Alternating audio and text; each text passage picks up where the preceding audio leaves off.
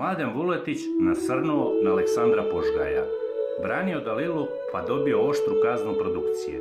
Aleksandar Požgaj postao je kralj drame u realitiju Parovi, ali zbog svojih provokacija sinoć je fizički napadnut. Naime, na njega je nasrnuo Mladen Vuletić koji ga je napao jer je provocirao Dalilu. Njega su danima unazad prozivali Lakić i Dalila provokacijama o njegovoj ženi Ivani, pa je on štrajkovao glađu, odbijao da primi infuziju samo da bi odbranio čast svoje porodice. Tokom emisije specijalni gosti obratio se Ani Batić, numerologu, rekavši da ne želi da joj dozvoli da ona komentariše njegovu ženu.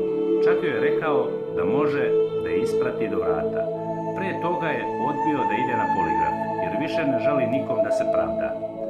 Još jedan u nizu haosa koji pravi Aleksandar Požgaj ovog puta imao je za metu Dalilu Dragojević, koji je optužio da je svašta radila u Švajcarskoj i da između nje i Mladena Vuletića i dalje ima nečega.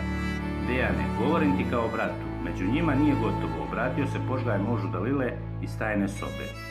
Očito besan zbog ovoga, Mladen je skočio na Aleksandra Požgaja, uborio ga na pod, posle čega je udaljen iz programa.